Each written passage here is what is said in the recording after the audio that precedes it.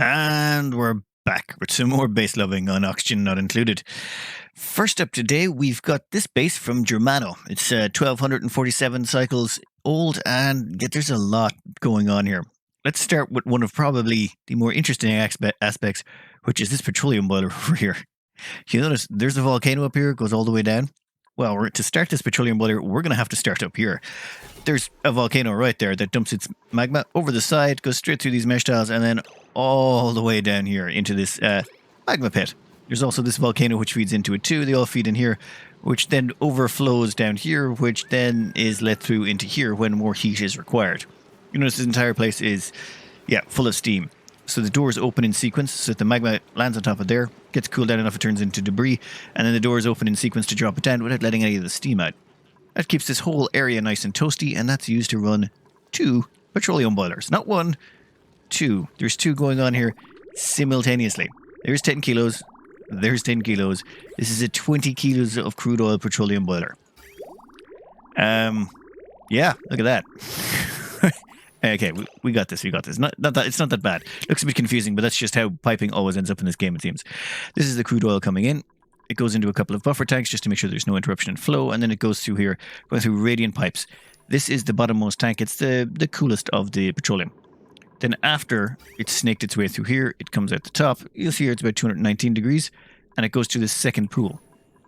And then the third pool, and then finally onto the final pool. This is where it gets turned into petroleum. However, once it's turned into petroleum here, it overflows into this pool, and then overflows into this pool, and then overflows into this pool. This is not quite as heat efficient as, say, a counterflow heat exchanger, one of those big long stairs with the pipes through them. But when you have a couple of volcanoes to pull on, you don't really have to be that efficient. Plus, there's some other stuff going on here, which we'll cover in a minute. Where were they? Ah, yes. Plumbing overlay. Then, all the petroleum that gets sucked out, and there's 2 liquid pumps here, by the way. So depending on how high this petroleum level gets, one or both of them is on. And then it goes through here and is fed through, well, these 2 steam turbine rooms. 3 steam turbine rooms. So it cools down a bit up here, cools down even more down here until it eventually comes out the bottom, looking at about 122 degrees or so. You just see it's about 200 degrees when it's going in. By the time it comes out, it's all chilled off. Just a way to recycle that heat so it's not wasted. Then, all the way down here, goes across, and it's fed into an enormous storage bank before being finally fed into some petroleum generators. Whew.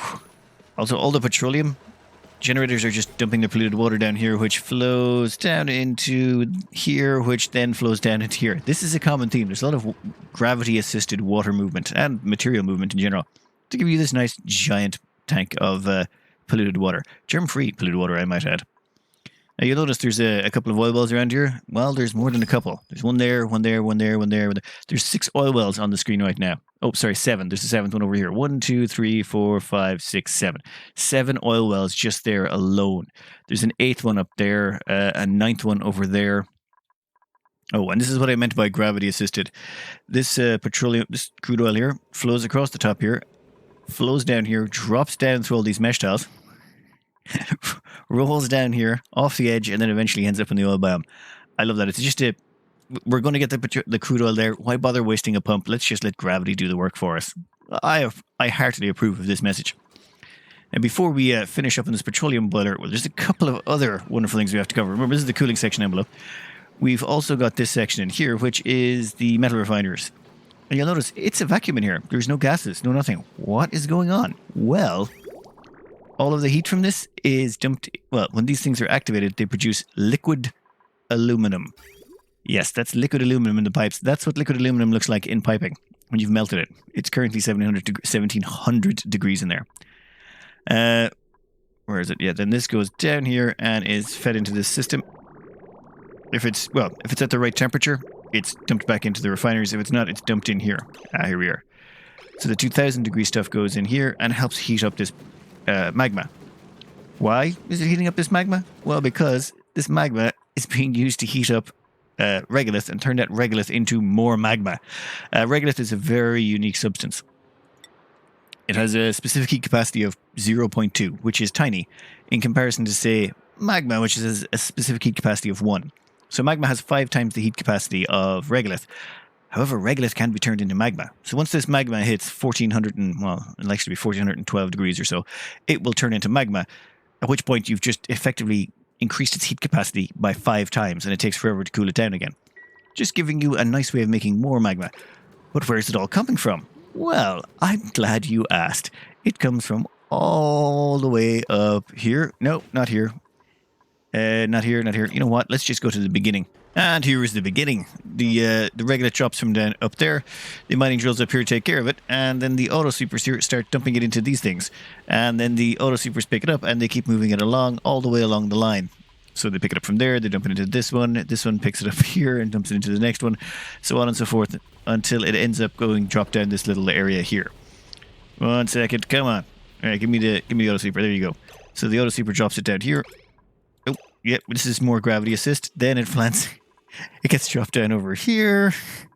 Yep, and then it gets daisy chained all the way along. Boom, boom, boom.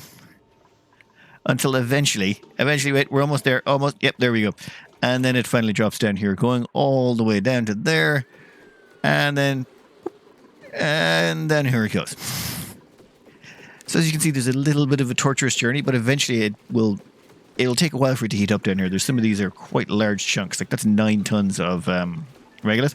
But eventually it will hit the prerequisite temperature, at which point it will flash to magma and there's going to be an explosion. There's like 25 tons of this stuff in there. There's 25 tons plus a 10-ton chunk. It's going to be interesting when that pops. Before we go have a look at the main base, let's just have a quick look down here at the power supply. This is where all the power comes from. There's 20 kilowatts worth of petroleum generators there, just in case you need that huge burst of power. But there's also this cooling loop that goes through here. And this cooling loop ends up over here. And it's a double whammy. It goes through 2 aquatuners before it gets dumped out the other side. This is an awful lot of cooling. It goes out here and it comes out at a pretty chill temperature. Was it 49? But by the time it's coming back in, it's 72. It goes all the way through here and then comes all the way back. The reason being it's just it's trying to cool down the polluted water that comes out of the petroleum generators as well. That's why it gets a little bit warm. But that's 2 aquatuners worth of power thrown at this thing. Kind of impressive. Let's have a quick look at the main base. Main base is a little bit different from your standard issue ones. Not too crazily different though. Oh yeah, well, there is an awful lot of percolators. I'll give you that much. Or sorry, coffee machines. There's your dining, there's your sleeping quarters, and there is some industry in here, but not an awful lot. The weird thing is, where is it? There is some areas over here that are, say, not oxygenated. Like here is all chlorine because that's where the peppernuts sit on the ground. And there's just this little localized soot docks there. At the same time, the rest of the place is mostly pressurized. Like you can enter all of this area and it's all pressurized up here with oxygen. So no need for suits. But you can't gain out anywhere along here. And that transport grid, it only goes down as far as here. And once you get into here, you get into your exosuit docks and into the rest of the base. Because everything below this point is carbon dioxide. Like the whole bottom of the map is just carbon dioxide. A huge pool of the stuff. That's from all the petroleum generators down here. There's no attempt to conceal or keep that petroleum in, or that carbon dioxide in there that they're giving off. And it's just, yep. Lots and lots of carbon dioxide. Though there are, 2, 4, 6, 8 carbon skimmers working flat out to try and decrease that. And that gives us to the space program. If you want to get up into space, yes, you can also go up here and there's another set of atmosuit docks. It's the second big set of atmosuit docks. They go over here and allow you to get all the way up to the space biome. There's nothing too crazy going on up here. This the space is just sort of being tackled at this particular point, though there are an awful lot of space scanners up here. What's the quality on that? 63%, 127-second warning. And the cooling up here. When it comes to the cooling of these, normally I'd just use the drop, but in this instance, where is it? Liquid. Yeah, they use mesh tiles. The mesh tiles are full of water, and then it goes up and it just bubbles out a bit at the top. Not necessary, but it looks pretty cool and it gives an awful lot of heat retention. Where is it? If we grab the piping. Yeah, you can see the piping going along there for the cooling. Big thanks to Germano for this map. But before we go, there is the 2 things we have to check out. The first being, let's grab a quick look at the power overlay and see what that looks like. Oh, wait, that's a bit clean. Oh, wait, nope. There's some nice mess there. Yeah, there we go. That's a normal base. I like that one. That doesn't make me feel too bad, but it's neat enough that it's like, yep, that's a well-organized base. But not so good that I feel bad about myself. I like it. Next step, we got the plumbing overlays. Ooh. Dear Lord, 1 second. Let's have a quick look here. Oh, yeah, that was the oil boiler we went through earlier. The petroleum, boiling 20 kilos of petroleum plus all the piping from the metal refineries. That's a hell of a lot of piping. Quick look at the temperature overlay. Wow, that's a completely random assortment of temperatures everywhere. And a lot of well-preserved biomes for this late in the game. But now the most important one, the mineral overlay. Is there any fossil left behind? I don't think there's anything left behind on this map, to be honest. Yeah, actually, if we zoom out just a little bit, you can see, yeah, there is some left over in the corner that just hasn't been moved, but it hasn't been mashed up. But there is some over here. Though if you'll notice, it's got a bunch of dig commands set up and ladders set to go in there. So there's actually an order to come in here, though. Yeah, they can't get past that point. So maybe let's dig them out a little bit more space there so they can get in. Oh, and at the same point, I think I just found another couple of ones up here. So there's more even over here, 2 more. But if we check these out as well, 1 second, we'll skip out of that. You'll see, yeah, there's ladders and dig commands set up here to extract the last of the fossil from up here also. It seems someone's been going around looking for fossil in the late game as well. Have we now? Well, I can't fault your logic, Germano. You knew I was going to be looking for that stuff. Anyway, big thanks again to Germano for this map. Very fun. I especially love that crazy petroleum boiler design. That's, well, also the huge reglet dumping. I love the way you've daisy-chained all of those droppers together to just get them out of there. Do they overheat after a while? You know, one moment. Oh, wow, the automatic dispensers don't have an overheat temperature. Oh, that's bad. We'll take care of that. The automatic dispensers don't have an overheat temperature, so you can just use those to daisy-chain them all along. Oh, very nice. Very nice way of doing things. Very sneaky. I like it. Next up, we have Salm with big batteries. We'll actually cover the battery straight away. How do you like your battery boxes? That's so many batteries. I think Tesla would be proud. Dear Lord. All of those batteries, and you've got your triangular or your pyramid-shaped solar with your C miners above, and then all of that is actually cooled down by this over here. This is probably one of the more active cooling devices I've ever seen. It's cooling the batteries, it's cooling the robo miners, it's also cooling down this top area up here for the Atmos suits and the rocket suits. At the same time, it's also providing cooling for the steam turbine over here that's doing the liquid oxygen and hydrogen, and it's also cooling down all the power transformers. All of these power transformers up here, nice, neat, organized, and ready to provide power to all of the surrounding environment. It's just a great little plug socket. I've missed those. Jeez, I haven't used those in a while. Why did I stop using them? Never mind. There was yes.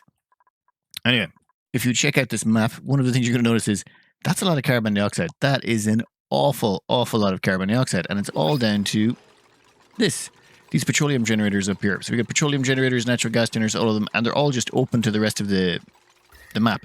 Now there's an ice box over here that's cooling down the area, but all that carbon dioxide is, just pressurizing the map right now.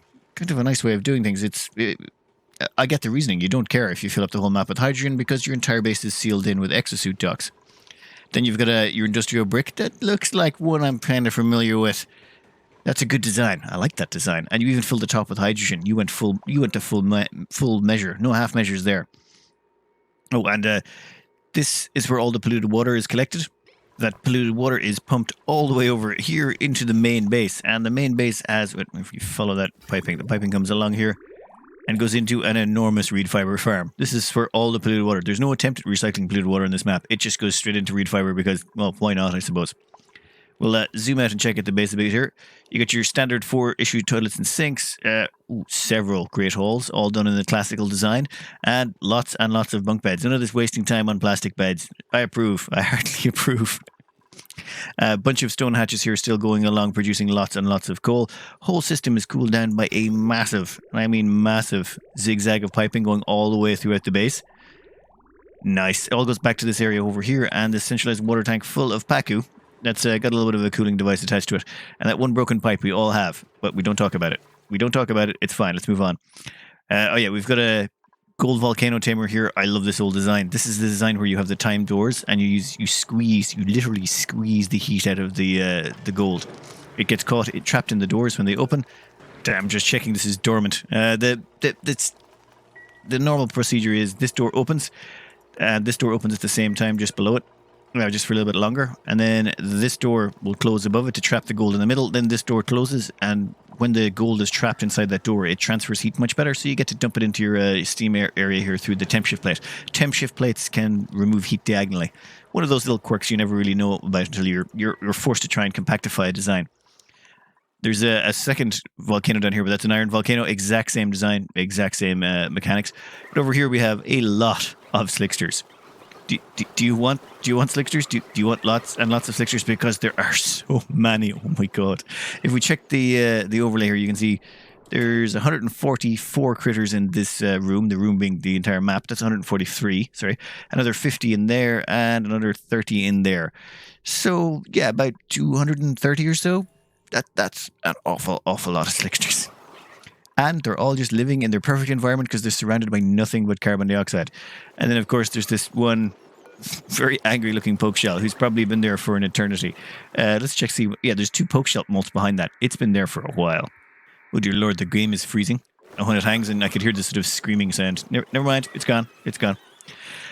Oh, down here. This is kind of mental. Now, okay, this is your standard issue petroleum boiler. That's fine. And this is the magma powering, but there was no magma volcanoes, so they had to resort to... What the... Okay, I just noticed that there's a tropical fish living in there. It's overcrowded and a little bit glum, but it's swimming around in a bunch of oil. Yeah, that's another thing to note. Pacu can survive in any liquid. Well, as long as it's of the correct temperature, the livable temperature. So, petroleum, crude oil, supercoolant, viscogel, no problems to them. They can even swim around in magma for a bit until the heat, well, turns them into meat. Oh yeah, where was it? Yes. So this is all geothermal magma. As in, this pitcher pump down here has been moved, I would say, a few times. You can kind of tell because I'm pretty sure there's going to be some scraps in here. Yeah, there's some ceramic it was made out of before. It's been moved a couple of times. Obsidian, a very good choice for the newer ones. It's so long as this top part here, this metal bit here at the top, it doesn't touch the liquid, there's no temperature transfer. So you can make it out of pretty much anything. Though don't make it out of something that will turn into gas once you deconstruct it. But anyway, I'm getting distracted. Yeah, all of this here, all of this magma has been drained out to be dumped into this system to make the petroleum. There's a few smart door controls here. You'll see there's 2 pawns here. One's called, or 2 dupes. One called Runner 2 and one called, I'm pretty sure there's a Runner 1. Did I miss Runner 1? Never mind. Okay, so there's one dupe assigned who comes down here and tops these up when it needs topping up. There's just a little bit of automation here. So if you've ever had a problem with not having magma on your map, or not finding a volcano, you can always use geothermal magma, and when the time comes, you can rip it out and replace it with your thermium aquatuner when the time comes. Oh, and when they were stripping out all the map, they left behind all of the pinch of pepper nuts. Oh yeah, so you've got all the pinch of pepper nuts you need for free, just growing wild on the map. This is before pips were introduced, I think, or just as they were coming into play, so keeping those around was very important. Okay. One weird thing is we've got a puffed prince over here. Where is it? Yeah, you. Are you a puffed prince? Yeah, you're a puffed prince. And that is chowing down on all of the bleachstone in here. So, yeah, I think all the puffs get stuck in here and all the bleachstone gets dropped off from this chlorine vent. Interesting way to do it. It's just a nice way to get bleachstone so it's renewable, and all of that bleachstone can be fed into the water weed. So it's sort of a self-sustained little bleachstone production to feed your water weed so your water weed gets nicely fertilized. Just realize the autosave frequency is determined by the map you're on. It's not tied to the game. Oh, one thing. I always worry about overpressurizing tiles, but this is granite down here. And look at the amount of water that's on it. Water only pressurizes to about 1,000 kilos. Down here, you've got 1,320 kilos. The more water you pile on top of something, the more it compresses the stuff beneath it. So it hasn't broken through those granite tiles. These have been modified over the versions, and no one's really tested it in forever. It used to be 12 tiles or 16 tiles would break granite, but I think we're a little bit beyond that by now. 29 tiles, 29 complete tiles of water on top of another still doesn't break through. Good to know. Good to know. Oh, and there appears to be a little bit of a tepidizer going on here. I believe that's probably, if I had to be a betting man, I'd say that's germ decontamination. Yep, that seems reasonable. Germs here, none there. Nope. And then, yeah, all the oil goes in through here. We've got a Rodriguez over here providing oxygen for, well, one chunk of it goes down to the base, but not all of it goes down to the base. There's another one over here, a little 1 kilo per second oxygen supply. So the two of those combined are providing oxygen to the base, with all the hydrogen getting sent up to the hydrogen rocketry program over here. And the entire map has been scouted, as in every single planet, all the way out to the rim. Every single bit of it has been explored. Like, scout ships have been sent out with science to collect science data. You must be swimming in data cores. Sorry, data banks. 2,300 data banks, even with everything researched. Yeah, there's way more data banks than we need on these maps. But anyway, that was sent in by Salm. And dear Lord, I feel like I should be spending more time talking about this base, but it's just so well done. just congratulations on that front. Oh, just quick look at this Volcano Tamer. This one here is one of the more simplified versions that came along later. This one, you pick up the copper. The copper gets picked up there, it'll be on a timer, and then it will rotate through here and just drain out all the heat. I think it only activates at certain times of the day, to load up the copper. Just a quick, efficient way of doing things. But if you just look at this map from a zoomed out perspective, you know what? Let's have a quick look at the temperature overlay. Maybe that'll make it a... Where is it? This one. Nope, wrong one. Here we go. The whole map is pretty warm and all that, but it's very easy to figure out what's going on. The centralized base is pressurized with oxygen. Everyone leaves through their exosuit ducts. Main industrial core. Yeah, just a very nice, organized... You have an organized mind. You have a very organized mind. Now, let's check out some of the overlays. First, we'll go with the power overlay. Yeah, that's reasonable. A little bit neat, but, not going to hold that too much against you. It looks human. It looks like it was done by a human being. That's all I'm going to say. Gas overlay, looking good. Oh yeah, sure, this would be the natural gas coming from the bottom of the map. Piping overlay, yeah, that looks pretty good. And last but not least, let's go with the mineral overlay. See if you missed any of that precious fossil. No, Jesus, wow, there is just nothing left, is there? You have stripped out everything. Oh wait, what is that there? What the? It's a piece of fossil holding up a pinch of peppermint. Okay, I can't fault you on that one either. I thought I had one thing over on you, but no. Good job, Salm. Thanks very much for that map.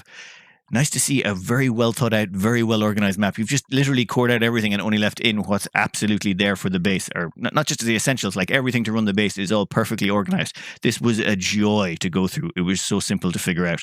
Thank you kindly.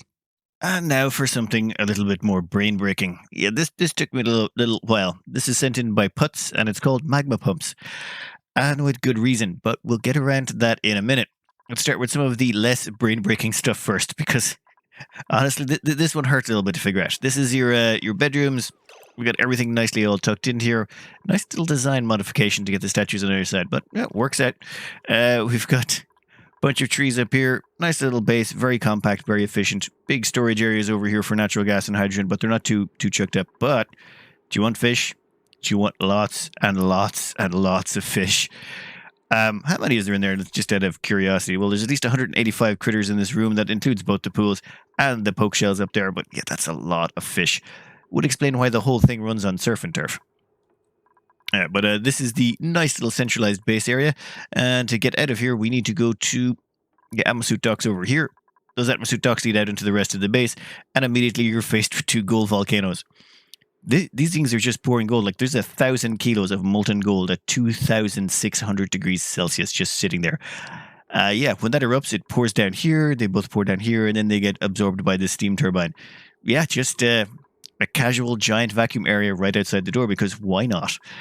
Behind that, I mean, think about it. The first thing you see when you come out of the base is a couple of gold volcanoes. And anyway, you got a small little steam room, industrial brick for metal refinery, a couple of plastic presses, and some kilns. And over here you've got your power supply, natural gas and petroleum and all that. And you're thinking, well, this looks, I was thinking this was the first thing I noticed. And I was like, wow, that's actually pretty small for a base this size. I thought you'd need more industry. I thought it was going to not have as much industry.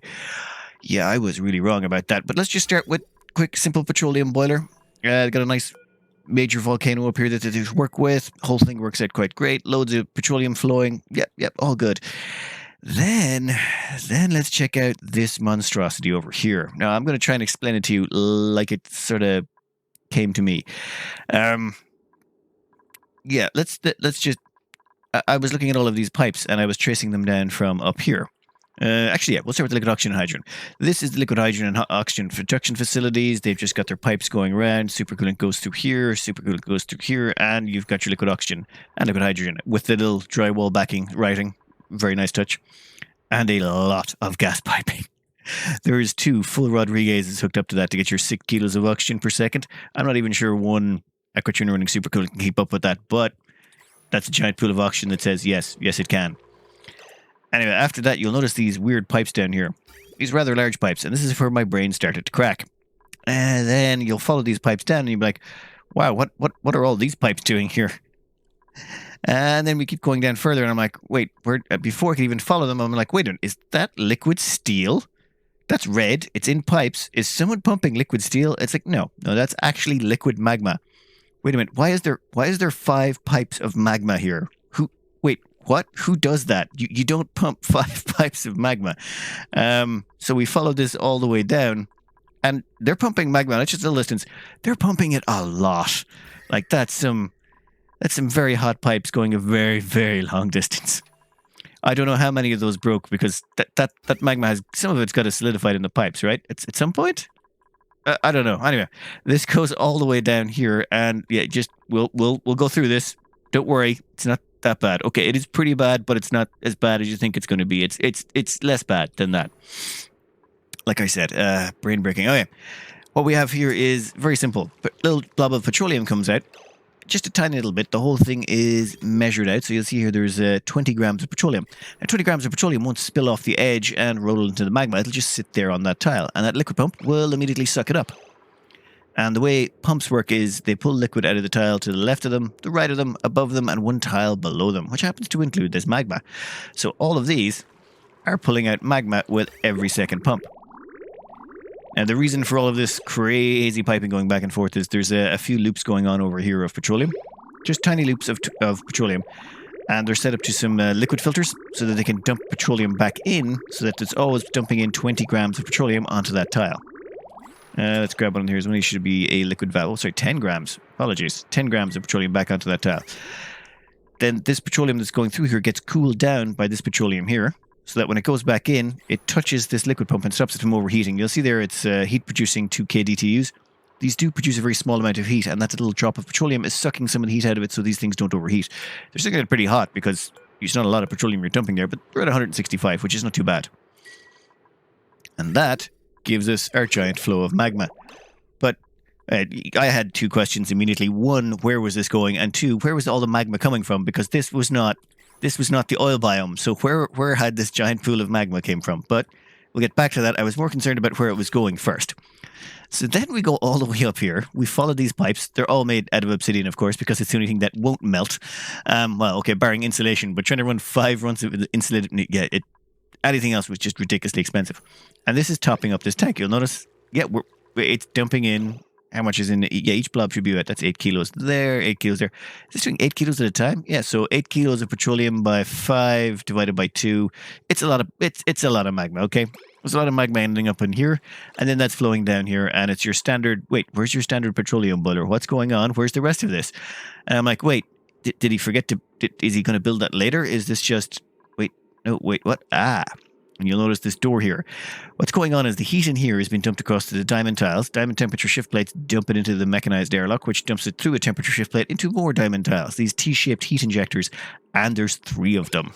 So this is being used for power generation. Well, okay, that was my first thought was, power generation. So this magma gets poured, apologies, the magma gets poured down here and these things pull power. Now this one's going to be a bit weaker because it's further away from the edge and it's got to pull the heat down an awful lot more distance. But yeah, power generation. I thought. Now, before I get into where the magma is coming from, we have to check out the more piping overlays. Like I said, my brain broke a little bit. Again, yeah, there's not much of it left after some of the maps you people have sent me. You're monsters. Monsters, I tell you. What's going on here is this is not a power generation device. This is a water desalinator. Yes, this is being used to desalinate water. So all of the output pipes from these are getting dumped across here. It's hard to follow, but they all go out across here, and that's dumping out water. This one over here is coming out across there, comes down and dumps out water here. In fact, all 3 of them are dumping into this one centralized water tank, which is why it's all 90 degrees or so. That means the salt water had to be coming from somewhere, right? Because I'm confused now because there has to be a lot of salt water somewhere. Then a whole bunch of pipe tracing later. There's some salt water coming from down, wait, no, not that tank. Wait, this tank. Yes, there's some salt water coming from this tank. There also happens to be a few saltwater geysers around the map and a polluted water vent around the map. This thing is just used as a giant desalinator. Plus, okay, it also does power production. I mean, it's always nice to kill 2 birds with 1 stone. So yeah, there's plenty of power being produced and plenty of water being desalinated. All after piping 5 pipes of magma. Okay, it's broken up. I know only half the packets make it because of the petroleum to provide the cooling. But still, that is That is ludicrous. There's go big or go home, and then there's just like, okay, yeah, let's just do something completely ludicrous. I applaud. I heartily applaud the insanity. Down here, there's got another. This one here is actually filling up the main tank. What's happening is there's volcanoes spread about the map, but you couldn't get them all and just pour them into one tank. So instead, we've got the exact same thing, just centralizing all the magma. So when this erupts, it's not, yeah, it's dormant at the moment, but when it does erupt, all that magma will be shifted across here and sent down to the storage tank over here. In fact, we also have a second set of volcanoes up here, where there's 2 more volcanoes that feed into similar system, and when they erupt, all of them are fed back into the centralized tank down at the bottom of the map. Because why not? So that's 3 volcanoes feeding in there. But wait, you say that there's got to be more volcanoes? Well, yes, there's actually 2 more, another volcano up here. So there's 4 volcanoes all feeding this system for massive desalination. There's no kill like overkill. You gotta love that.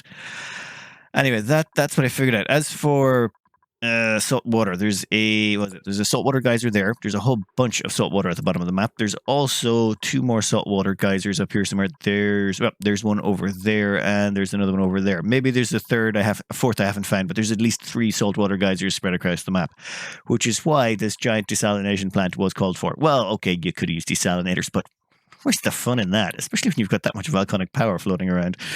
My God.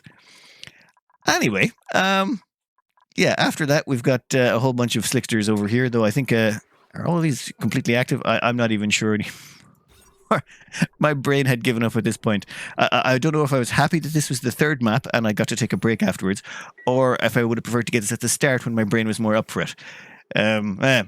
Also, over here, we have another gold volcano. This is the 3rd gold volcano. Try and imagine that. Only 330 tons of lead.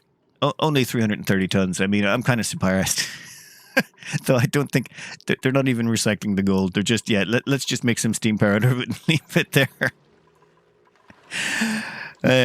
According to the mail here from Putz, they advised me, yeah, they put all of their plans to go to space on hold once they discovered, well, once they came up with the idea for the desalinator, they were like, they were consumed by it, and I totally get that. So they gave up all their plans for space.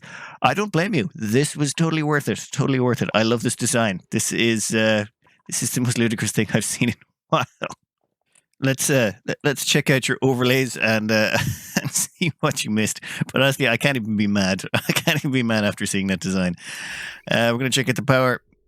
Yep. Okay. That looks like my type of power grid. That's about my level of mess. I would totally do a power grid just about that shape.